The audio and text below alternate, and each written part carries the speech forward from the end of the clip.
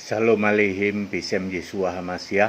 Salam sejahtera di dalam nama Tuhan Yesus Kristus. Bersama saya Pendeta Henry Tandianta BPS. Ada pertanyaan WA dari Pak Anto di Jakarta.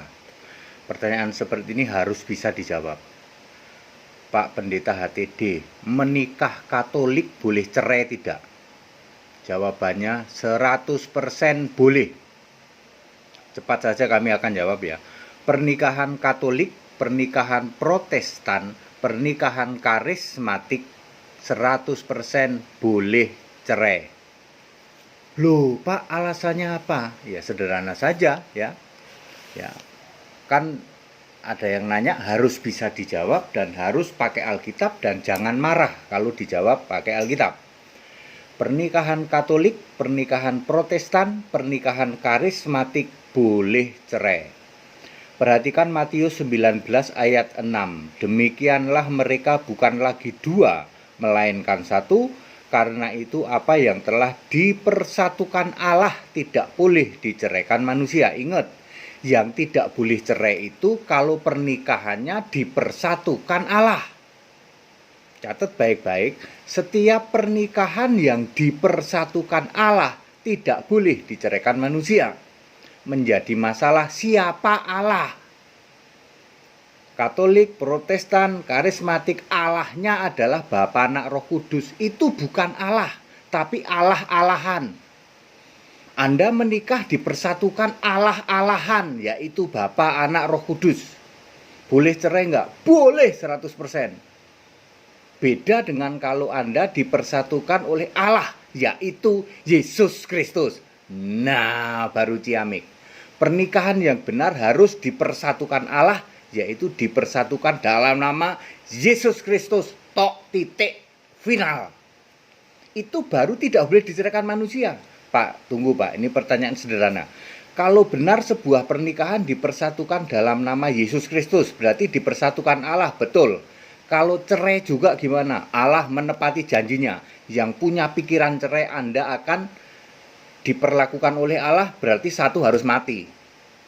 Ayo, kan Allah menepati janjinya, hanya boleh diceraikan oleh Allah, tidak boleh diceraikan manusia, artinya melalui kematian. Anda jangan main-main dengan firman Allah. Saya ulang, pernikahan harus dipersatukan dalam nama Yesus Kristus, tok, titik, itulah Allah.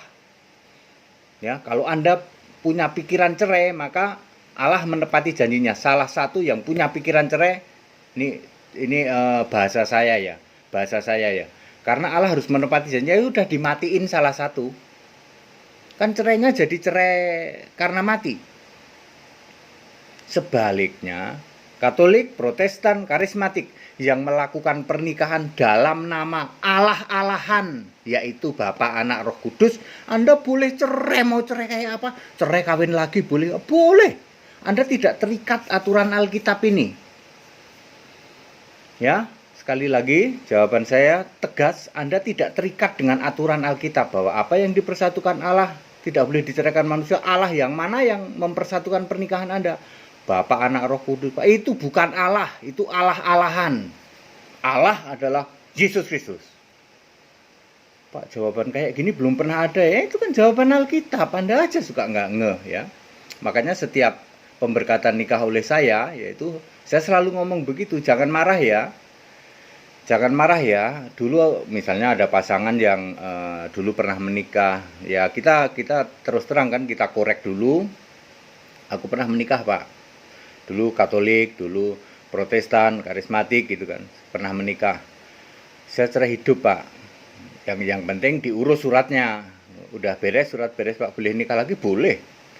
Penjelasannya gimana? Dulu Anda menikah diberkati, dipersatukan oleh Allah-Allahan, yaitu Bapa, Anak, Roh Kudus. Itu bukan Allah Pak.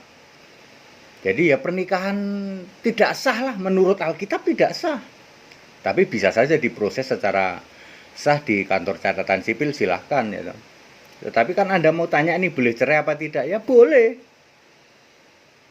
Beda kalau Anda dipersatukan Allah, yaitu Yesus Kristus. Nggak boleh cerai Pak, nggak boleh. Coba aja Anda punya pikiran cerai, salah satu mati pasti. Ya, Karena Allah menepati janjinya, nggak boleh main-main dengan yang namanya pernikahan. Kalau anda nikahnya cuma main-main, nikah aja di sana, jangan nikah sama saya. Kalau nikah sama saya tak kasih seperti itu. Ya, saya ngomong ke kedua pengantin itu, kalau dari antara kalian punya ide cerai, maka Allah menepati janjinya. Apa yang dipersatukan Allah tidak boleh diceraikan manusia. Caranya bagaimana? Yang punya ide cerai mati. Udah. Kok sulit-sulit supaya firman itu berlaku bahwa apa yang dipersatukan Allah tidak boleh diceraikan manusia. Allahnya harus Allah benar, bukan Allah-alahan. Allahnya harus Yesus Kristus.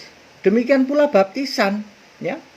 Anda yang baptis dalam nama Bapa, Anak, Roh Kudus itu baptisan Allah-alahan itu. Baptis yang benar ya dalam nama Allah yang benar, Yesus Kristus. Baptis kok Bapa, Anak, Roh Kudus itu bukan Allah. Bapa, Anak, Roh Kudus bukan Allah. Itu Allah-alahan. Allah-alahan versinya Tritunggal.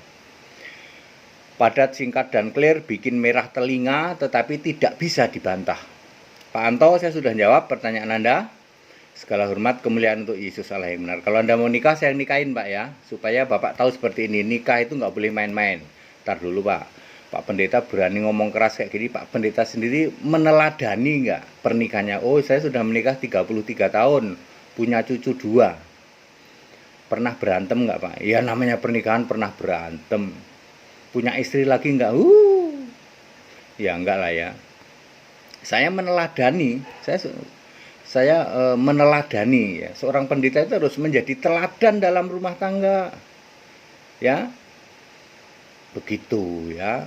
Jadi saya ngomong begini ya rumah tangganya jadi teladan dong. Jangan pendeta doang pinter ngomong soal pernikahan, rumah tangganya sendiri carut-marut. Nggak boleh seperti itu ya.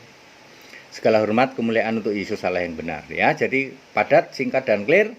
Nikah Katolik boleh cerai nggak? Boleh. Katolik, Protestan, karismatik boleh cerai sebab itu tidak memenuhi syarat pernikahan yang dipersatukan Allah, yaitu Yesus Kristus. Itu hanya dipersatukan Allah-alahan, yaitu Bapa, Anak, Roh Kudus. Tetap bersama saya, Pendeta Hendy Tandianta BBS. Haleluya, amin.